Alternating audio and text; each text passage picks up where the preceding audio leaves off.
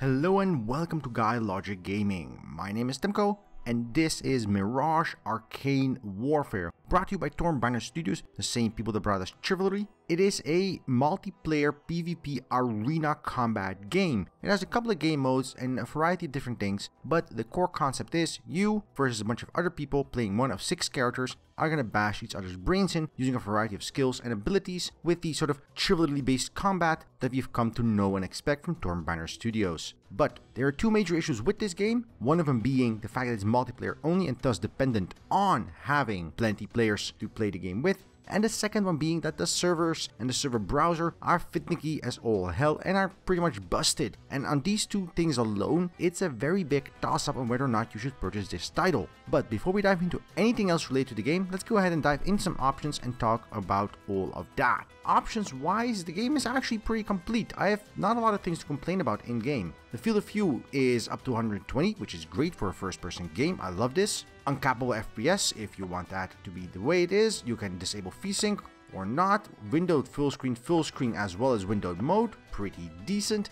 Decent resolution options in video settings. I'm not a great fan of AA just saying what level it is. I would like to know, is this FXAA, MSAA, TXAA times 9999? I don't really know. And tiny things like that. Max blood pools. It's all of these things that are pretty decent to have, but in some cases are not very well explained, because max blood pools doesn't really have an in-game effect. It only has a visual effect, and it's kind of nice actually, but it doesn't really impact performance that much. So having said that, if we head into game options, there's a couple of other things you can enable and disable, including things like full gore or no dismemberment or no gore if you are a bit more queasy, which is something I like. It's a bit more accessible. Ability to add auto sprint. You can disable matchmaking with distant region, but, and this is kind of important, I don't think this does anything because the server browser is, well, busted. I only see regions from Southeast Asia with players. I only see things like Russia and West Coast USA with players, and I'm in Western Europe. West Coast USA isn't really viable in a Twitch-based, aim-oriented,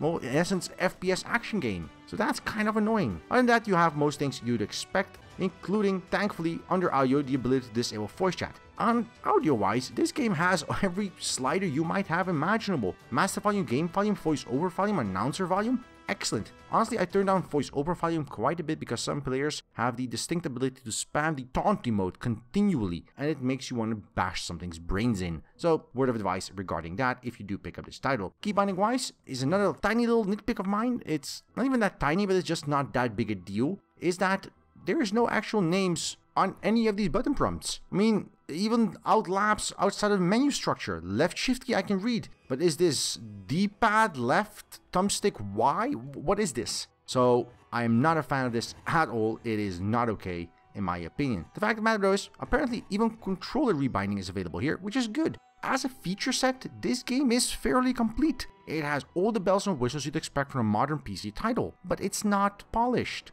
It's missing that last little oomph. A little bit of explanation on the AA notification. Actual keys being displayed instead of hotkey combo names under the hood. Things like that are sorely lacking. And even worse than that is the issue I talked about in regards to the server browser. And you can already see it. I'm on the internet, I'm saying all game modes, it's browsing the server, and here you go. 1500 ms, 1400 ms, 1300 ms. Official Europe, I'm not even sure where this is. At 1300 ms, if this is official Europe, I have no idea what's going on here. Official US Central, 1500 ms. Asia, 600 ms. I mean, it doesn't make a lot of sense going from where I am. And I'm in Western Europe. Official Europe should be pretty good for me. The second issue is, well, players. I've just sorted globally through all the players available, and there's a grand total of about 25. That is not good for a game like this, a game where multiplayer is all it offers. And mayhem-based multiplayer, 10v10 matches in team deathmatch, 6v6 matches in arena combat. You want that player base to get in a match, get some gameplay going, play for 15 minutes, 20 minutes, get a match in, get out, or sit down for an extended gameplay period, and it doesn't have that. Worse for wear, the matchmaking is non-existent. There is no matchmaking. You join a server, it's custom games only in essence. The ranked mode, well, there isn't one. So when you're joining a server, and I've had this happen to me, you'll join a server, meet someone that is ranked 40, is top 10 of whoever players there are playing this game, and you get destroyed. Single-handedly, that person can turn the tide of the game because it is a very skill-based title. You need to learn how to aim, dodge, parry, counterattack, use abilities, positional awareness. All these things are very important in this title, and that is a very good thing. But matchmaking-wise, that is a terrible thing. As a player just joining the game, getting matched against someone like that, not only do you not stand a chance, but it's actively detrimental to your gameplay enjoyment of your team and your game. Not even that, the rewards you get at the end of the game are going to be worse, so you'll not even be able to catch up as fast, prolonging the suffering and annoyance of fighting these kinds of players. Not that great. Thankfully, the game does have some seriously good points going for it. So let's go ahead and dive into gameplay and talk all about the good stuff of the game. So talk about some of those very good things about Mirage is definitely the various game modes. With about 6 game modes in total, the game offers a wide range of variety for all kinds of players. From deathmatch to team deathmatch to team objective, which is what you're seeing now, the game offers quite a few different distinct modes to play that each have their varying tactics and gameplay focuses. And they're all really focused around using the variety of unique characters. So as I said earlier, there are 6 character classes you can pick from. Each of them has a distinct playstyle and has a very good fit within the team composition. So it's fairly important not only to learn the characters you want to play, but also know how other characters interact with them, how to counter these other characters, and how to interact with your team on these characters. And it's more important than that, it's also very important to know when to switch from one character to another during a match. I'll be playing the spear wielder, sort of guardian type character in this match, but the various different characters such as the assassin and the big blob monk healer thing and the big warrior dude with a giant spiked mace all have a distinct place within the composition. And they interact with each other and opponents in very unique ways, each of them having distinct arcs for combat mechanics, swing times, damage numbers on their weapons, reaction times, parry and counter times. Stormbanner Studios knows what they're doing when you come down to melee mechanics. They know how to make a weapon feel heavy. A spear doing a sideways swing is a big weapon, has a big wind-up time, also deals a ton of damage, staggers your opponent quite a bit. It feels like you're smashing someone's face in with a very heavy object. And doing a spear stab lunges you forward quite a distance, having much more reach than, for example, the dual sword wielding assassin character. And this translates very well to most combat situations. It's not perfect, especially when it comes to parrying. I feel the game really sorely lacks a good feedback mechanic. The parry sort of functions as a magical shield thing that you can use in most situations, and that I feel doesn't really fit well with the rest of the game. A big ass shield wielding warrior like this character I'm playing should have much better protective shielding, well, than a tiny assassin character. And from the looks of it, as far as I can tell, while they may have more stamina to defend longer, the range and capability of parrying is nearly identical. That is not that cool in my opinion. I understand it from a balance perspective to some degree, but having these very distinct characters with different mechanics and interactions should also apply to the defensive aspect. The game always has things like headshots and decapitations and knockbacks and everything related to that, and that is fairly fantastic. But where the game also tries to distinguish itself from Stormbanner's previous title of Chivalry is in the added abilities and sort of magic abilities. As each character has access to 3 out of 6 abilities at any given time, and you can pick and choose sort of which ones you want to use, you add this additional dimension to combat, where not only do you have to pay attention to melee swings and parries and counterattacks, you also have to pay attention to special skills, such as the character being able to go invulnerable for half a second while it repositions, or being able to do a jumping dash, and all these other extra things that really change the dynamic of combat, making it much faster, much more hectic, much more dynamic, and much more adrenaline filled. From a combat perspective, and thankfully that is the focus of this game, they have done an excellent job in portraying both interesting combat mechanics,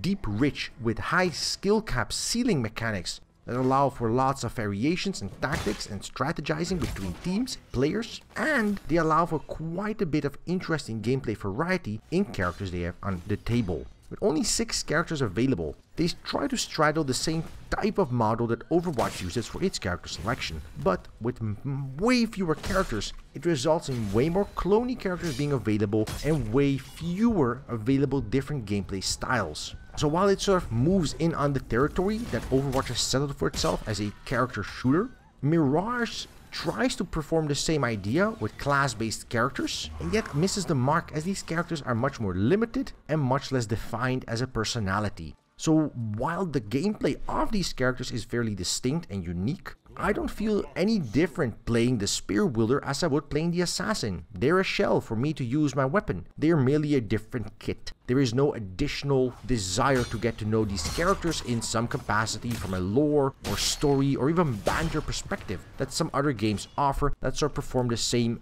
basic idea in terms of class-based character designs. Another nuance to take away is that character customization is fairly limited. While there's plenty of unlockable headbands and weapons and shields and decals and everything related to that, because of the way color scheme works in the game, the orange team and the purple team basically always look like the same kind of blur. And because the game is so fast paced and you're always really moving and jumping and twitching in all these directions because the way the combat is, nobody really pays attention to what the other opponent looks like beyond taking a look at the type of weapon they're wielding and sort of knowing the archetype that you're facing so you can counter that. And that is with someone that has unlocked several helmets and dozens of different decals and items and objects. I just don't even notice the difference. So I wish the game did more to distinguish players so they can customize their own preferred character to look and feel more like their character instead of just random spear wielder 95. And that's also where some of my nitpicks go further. Visually, while the game is very cool to look at, in a sort of Arabian Nights-esque aesthetic,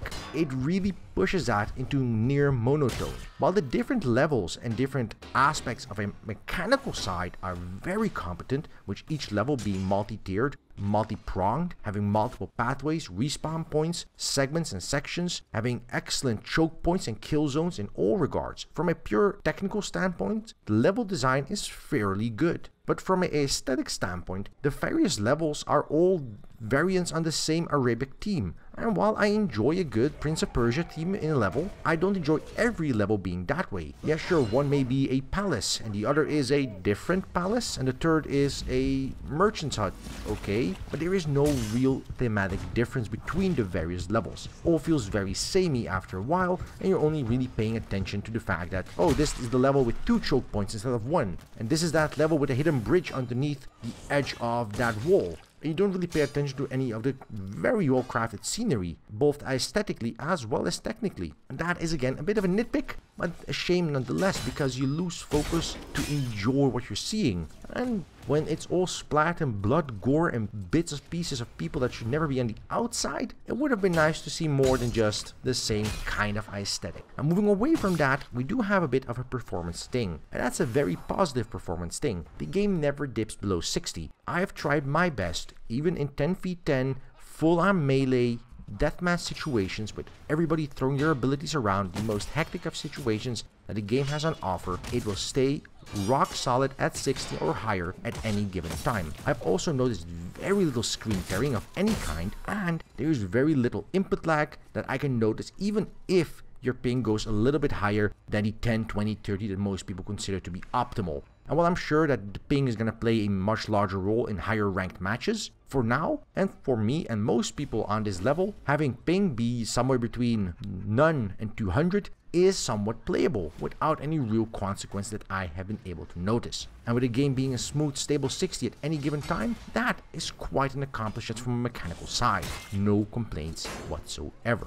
So having said that about the characters and character design, overall world design, I do want to zoom in a little bit on the very distinct nature of the levels. As I said, from a mechanical perspective, the levels are fairly cool and unique.